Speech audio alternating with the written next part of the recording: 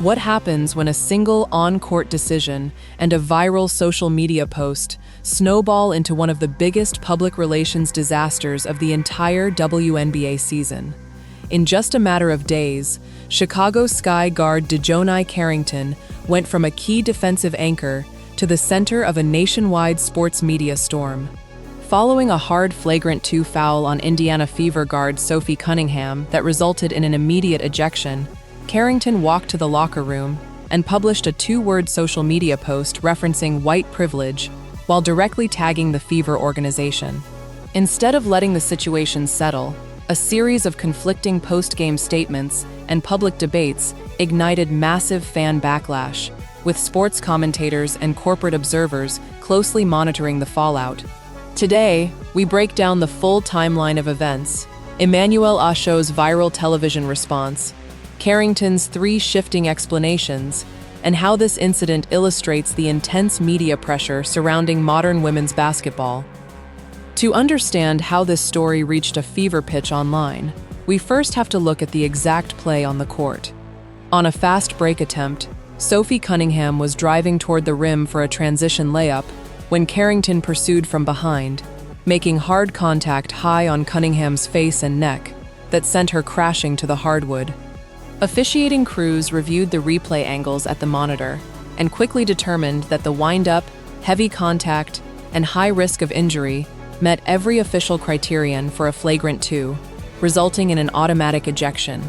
While hard physical fouls occur in professional basketball regularly, Carrington's decision to immediately grab her phone in the locker room and post white privilege tagged directly to the Fever shifted the entire narrative away from basketball rules and into a high-stakes cultural debate.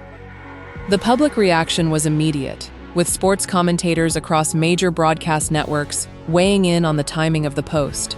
Prominent media analyst Emmanuel Acho dedicated a national segment to dismantling the situation, stating clearly that the foul call was strictly about basketball safety and rule enforcement.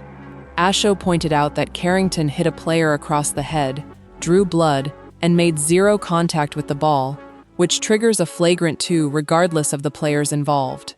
He cautioned against weaponizing heavy cultural terminology to rationalize a clear-cut rule violation, calling the post an unforced error.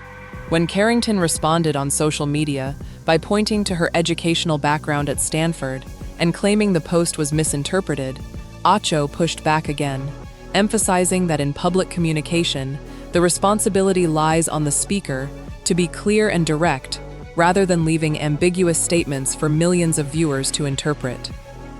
What worsened the public relations dynamic was the lack of a consistent explanation in the days following the game. In her initial post, Carrington offered 2 words with no context.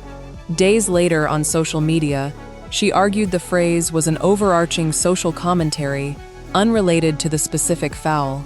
Then, during a pre-game media availability, a 3rd version emerged where she attributed the timing to physical fatigue and rust after returning from a foot injury, calling the foul itself an unfortunate basketball accident.